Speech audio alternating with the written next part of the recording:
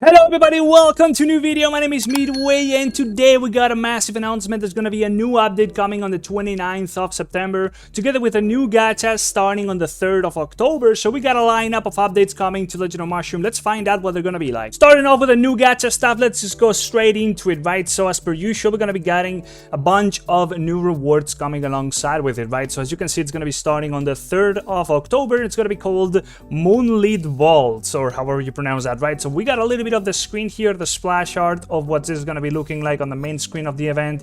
We got the ranking rewards, going to be a little bit of a dreamy icon, or rather banner, whatever you call that. We got the battle pass bringing the bunny this time around, so that's a pretty cool upgrade and one of the better pals there is out there for basically everything in the game, both PvP and PvE. We got a little bit of a minigame here with the collection thing. You can basically auto-complete this one real quick, and you also get a decent amount of rewards for newer players. And then we got the gacha screen over here with two new rewards coming, with a mount right here as well as an artifact. We'll check those out in a moment. We also got the second kind of gacha. This time around we got one of this again. We got a costume here, right here, pretty cool, an outfit actually. And then we also seem to be having a back attachment right there, which looks like a little bit of a moon, right? We got the packs you can buy, of course, pay to win, and then of course you also got your PD timer things here. You can get yourself the artifact as well as the premium version of the artifact, which we will check out in a moment. Freeze! Download Legend of Mushroom through Aptoide right now and enjoy bonuses of up to 35%. As you accumulate these bonuses, you'll be able to use them to buy things for you instead of actually using your real money like we are showing right here. All you need to do is go to Google and search for Aptoide, click on the first link that appears and download it. As you download Aptoide, it will install in your device. Once it is installed, go ahead and search for it in your device, and then within it, go ahead and search for Legend of Mushroom. Go ahead and click on Legend of Mushroom within Aptoide and download it and install it in your device. Then head on over to Google Play and search for Appcoins wallet and download it and open it up. Here in the Aptoide wallet, you will be able to see your current balance as well as input my promo code,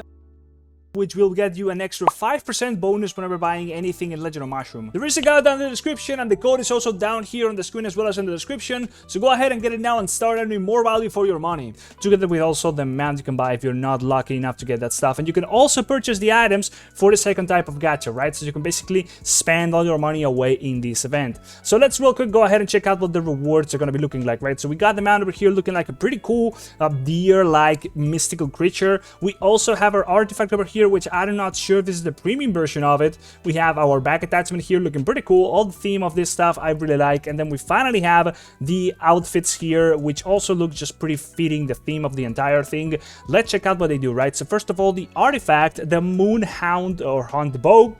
So the skill is Moonlight Hunt. Healing rate increased by 12%, okay. Fires arrows every 8 seconds, dealing damage equal to 4% max HP to all enemies. Every arrow you fire every 8 seconds, that is 4% max HP done to all enemies, okay. Restoring 6% max HP and gaining 24% attack speed for 5 seconds. That is pretty damn great.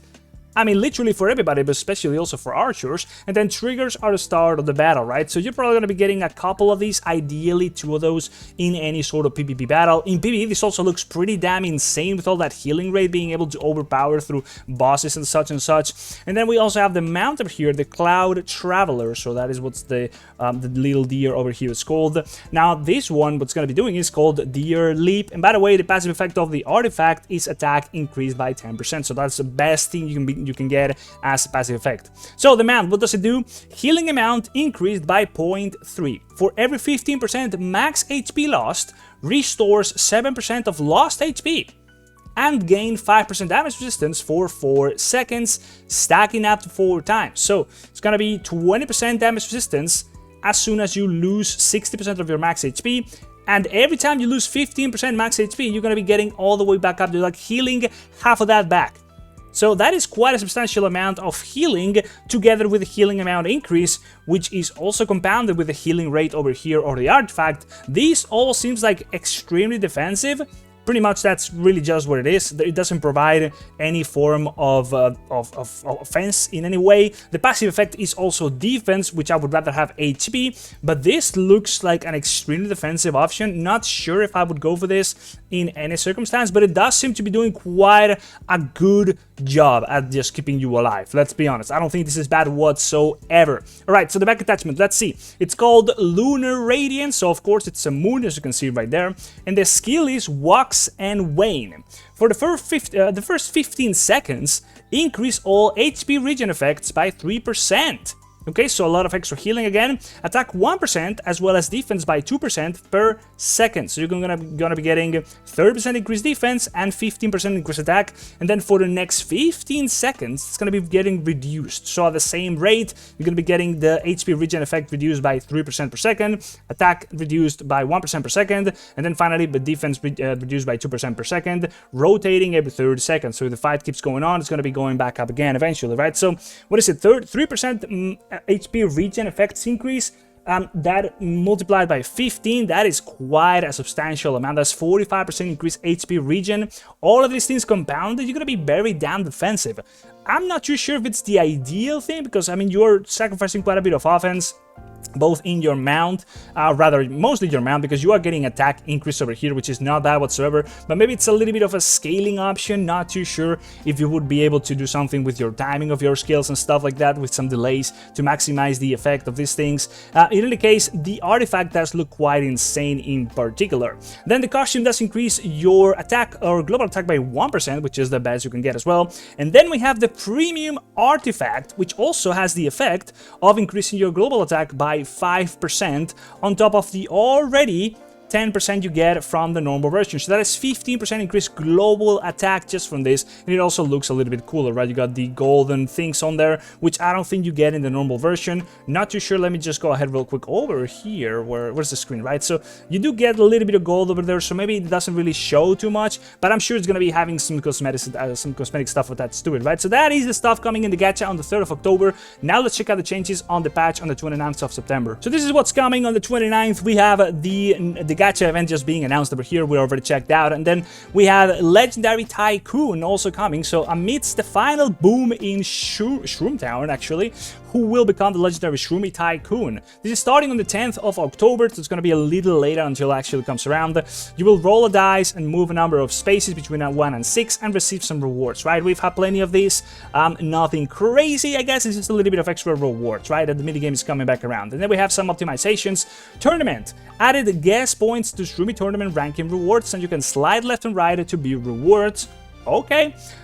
Cloud Ascension, it's been a little while since we had anything to do with that. Added a toggle for auto-accepting assist invites to the application setting in Cloud Ascension. That is insane. I actually really love that because, well, I do happen to be abusing one person in particular in my server who's really damn strong, right? And every time I do the Cloud Ascension, we haven't done it in a little while, let's be honest, I do always go for them, right? So if they take a little while for to accept me, well, maybe that's just gonna be costing me to just like miss out on doing the Cloud Ascension. Maybe they get their list full because of this. Not too sure. I mean, they could just turn it on and off. Maybe there's like a list of people they want to be turning. I don't know. It's probably just going to be auto accept and that's it, right? As it's right here. So I do like this. It's just going to be immediate. You can immediately go and do it if the person has any available assist invite slots, right? So anyways, interface. Optimize the UI of the cross-server showdown AFK chest when it's claimable. It just probably looks a little bit brighter or something.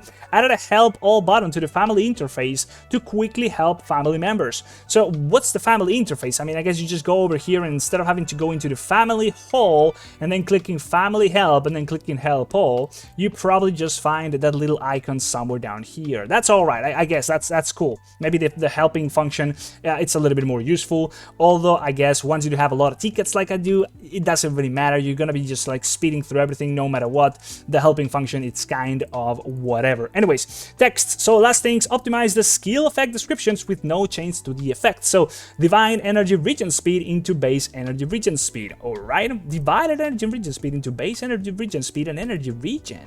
So there's like two things over there. Actual energy regen. It's 1 plus the base energy regen speed bonus multiplied 1 plus the energy regen speed bonus. Okay, sure, okay, so the scaling is like now separate, at least in the way that it reads. Base energy regen is now changed some energy regen speed related skill descriptions to base energy regen speed.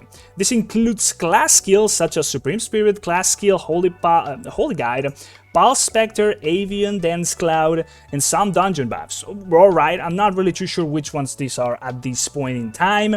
Back accessories, the Shell Shade, the Summer Parasol, and the Alien Dimension, as well as the Fallen Angel, have had this effect changed on them, right? So it's literally the same, it just reads a little bit different. I guess they're gonna be coming with some more buffs in the ways of most likely some gacha rewards, which will play around with the way this works.